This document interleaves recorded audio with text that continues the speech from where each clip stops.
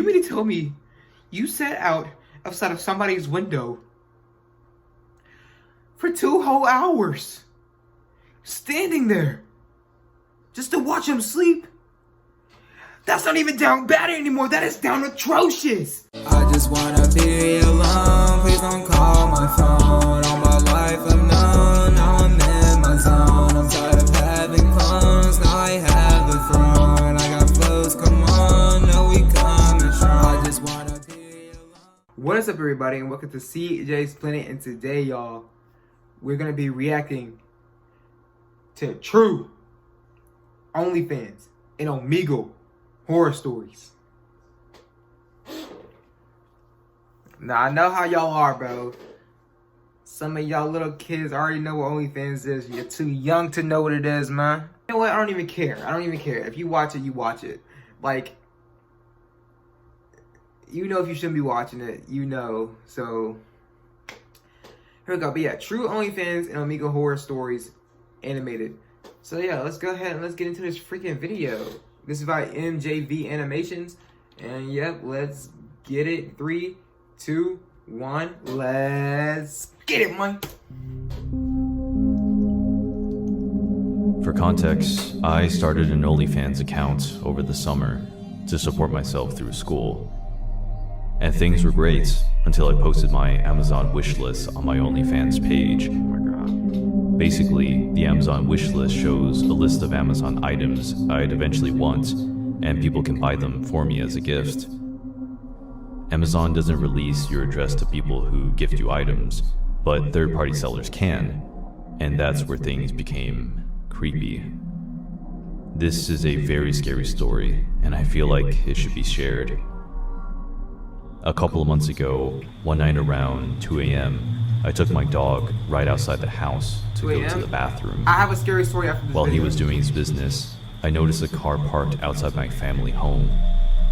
I saw a figure in the car and could tell they were looking at me, but I couldn't make out their face because it was pitch black outside. Feeling a bit uneasy, I packed my dog to take him back inside, and as I started to move to go back inside, the car parked in my driveway. I sprinted back inside and locked the door, but they never approached my house. Weird. Bro, that's creepy, bro. Don't cap. The next morning, I went outside to check the mail. There was an envelope addressed to my OnlyFans name with $20 inside of it. That's it. No note, just $20. I was still currently at home with my parents who had no idea about my OnlyFans account, so I didn't mention it to them. A week later, I moved to my college town to get ready to start school. At this time, I'd stopped posting for the time being until I could figure out how they got my address. I've watched enough crime shows to know there's a possibility I could be in danger. Ad break. In the old days. For reference, I live in a duplex with a gated parking lot. A duplex. So one morning, I was planning on vlogging my trip to Target because I was planning on starting a YouTube channel in the near future Yes, because sir. OnlyFans felt Is that YouTube unsafe. channel cut? Since I got started on the vlogs, I kept Was my that camera in After my car. So I left for Target, and when I got to my car, I realized it had been ransacked and my vlogging camera was missing. I know, it's my fault for leaving it in my car, but I was using it the night before, and since I live in a gated area, I didn't think I'd be at risk of getting robbed in my car. It wasn't in plain sight either. I had hidden it in my glove box. I used that camera to film my content, and the SD card that was in there had all of my unreleased photos and video footage if I ever decided to make a channel. From that, I knew they stole my camera just for the SD card. Luckily, there are security cameras all around college campus, so a couple of days, I was able to watch the video recordings of exactly what happened that night. On the recordings, it was around 1 p.m., and I witnessed this man break into my car and find the camera. And he didn't touch any of the 7 cars on the lot, so I guess he knew which car was mine, They are which so suggests down he had bad, probably man. been stalking me for a while. After he got the camera, he walks around the duplex until stopping near my window. The bedroom faces an outside street, and my blinds are broken, so it's very easy to see in. I have a curtain, but it doesn't cover my window all the way. This person moved towards my bedroom window and stood there to watch me sleep. We sped up the footage ×4 and see him standing there for 2 hours. What? I have no idea why this person didn't try to break in, but thank God he didn't. I suddenly felt super paranoid and wanted to investigate this further. Since I knew the serial number of my camera, the police were able to find it. Apparently, the camera was sold to a pawn shop, but my SD card was... 2 hours? You mean to tell me you set up something? Oh, you mean to tell me you set out of... You mean to tell me you set out outside of somebody's window for 2 whole hours, standing there just to watch him sleep? That's not even down bad anymore. That is down atrocious. Missing. I believe the police are still trying to track this person down, but I broke my lease and moved to a new place, so hopefully that will keep me safe. So, I think this is all over. Since then, I haven't posted any more pictures on my OnlyFans account. But given that a guy became obsessed with me to the point of tracking down my address and watching me in my sleep, I don't know if starting a YouTube channel would be a good idea. When I was 13, I developed a habit of talking to strangers online.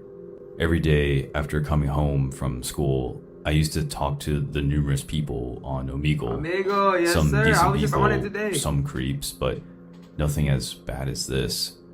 One day, after a day of school, I jumped onto the computer, Yes sir. switching on my usual choice of music, and just SoundCloud? unwinding from Playing a on your rough day at CJ's Planet, school. bro? Watched some YouTube videos, a few episodes of CJ's Friends, and then after dinner proceeded to visit Omegle. After a few strangers and perverts, I came across a decent guy called Chris. Now, Chris and I exchanged messages for around 40 to 50 minutes, when I just told him a little bit about myself, just some general information. Why? Nothing specific You though. don't know, man. What I'd like to do, my pastimes. Okay, well that's. He told me he was 18 years old and working at an ICT company as I'm an 18 years old and apprentice. I DoorDash. He seemed to have many of the same interests, which was a little cool because it gave us a lot to talk about. I casually told him that my web browser was acting up, to which he said, "Hey, I'm great with computers. My job involves working with computers. You should totally download this application and I'll see what I can do," with a huge amount of enthusiasm. Me being as naive as I was, agreed. The application he told me to download was either TeamViewer or Splashtop Streamer, and the reason I wasn't hesitant was because there wasn't anything on my computer, no personal details, just schoolwork and video games. I followed his instructions and I told Chris that I'm popping downstairs for 5 minutes and that I'd be right back. I came back in within 3 minutes, seeing him erasing my web history.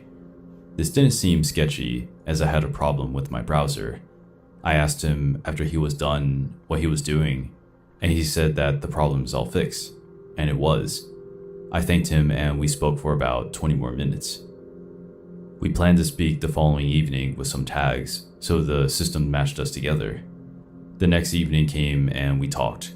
This time, however, he started acting up, asking why I was so late, and that I said I was going to come online at 8 p.m. Now, I don't remember the exact time, but I know for a fact I was not even that late, and at most 15 minutes late. I told him not to speak to me like that, and he asked me why I was getting so angry. There you go. He went on saying, "Sorry, honey, I hope you can forgive me. I love you." Oh no. Oh no, oh no, oh no. Oh. Oh no, oh no, oh no, oh no, oh no. No! Oh! Ah! Now, I'm not even into guys, and these There you messages go. were freaking me out. Boom! I told him to stop. He just sent me a few smiley faces. He then went on to say, "I know where you live," and proceeded to send me my location. He also sent messages saying, "I know what school you go to," and things of that sort. Our town is a small one, and there wasn't any way that he could have just guessed that. I eventually stopped messaging him and went about my life as usual. Things were uneventful for the next few days, until the following Saturday when I went shopping with my friends. We all grabbed something to eat, and then sort of just chilled on one of the benches chatting. The boys. That's when a man then popped next to us, asking if he could sit down. I was a little apprehensive, but my friend said they're public seats, and we couldn't stop him. He was standing on my friend's side, but when we allowed him to sit, he shifted right next to me. Oh my He just god. sat still there, not moving, not saying a word, You gotta get out of there, bro. You got but to. just looking straight. He then turned toward me and smiled. I tried to get up, but he grabbed my shoulder, to which my friend started shouting. He then started shouting himself, directly in my ear, and then casually walked away. My friends walked me home that night. It got worse then, when someone started posting blank letters through the letterbox. I was unable to answer anything. Random bangs on the door that, when we went out to answer, no one was there. When I passed my driving test, I got a letter congratulating me. It was typed up. We still get the letters, just not as frequently. The police seem to not believe a single word, but it's supposedly being investigated. Oh my god. I'm starting to get really scared for my own safety. So let me get this straight. This dude was 13, so he got his driver's license. And the guy is still messaging him to this very day. So which means the dude's been messaging him for 3 whole years, and he's still going. Oh my god, dude, that's crazy, bro. All right, y'all know what to do now. Don't trust nobody on Omegle, and definitely don't make an OnlyFans. Trust me, guys. Do not make an OnlyFans, bro. What you do is you DoorDash. Pay $300 in a day. One day. Anyway, y'all, but yeah, I'm gonna tell y'all my scariest story. This happened literally a few days ago. I gotta set the tone, bro. Hey, CJ, editor. You're the editor guy. You, CJ. Change the filter right about now. 11 o'clock at night. So, I was chilling playing 2K, and I go to bed at around I go to bed with my AirPods in. I don't know why they help me sleep for some reason. I don't know why I used to do that, but anyway, I went out to my car because I realized I left my AirPods in my car from college and junk. So I was like, okay, let me go get my AirPods. I go grab them. Okay, so I walk out my apartment complex. I'm walking, and then as I'm walking to my car is literally I say 15 feet away from where I'm at. No, not even 15. I don't know. I'll get into all that later on. Anyway, as I'm walking to my car, I noticed that there's this guy. He's walking down from the leasing office. He's walking down the little steps. I'm still walking. I'm casual. Then he gets my attention, and he's like, "Hey, bro. You got a phone?" And I'm looking at him like,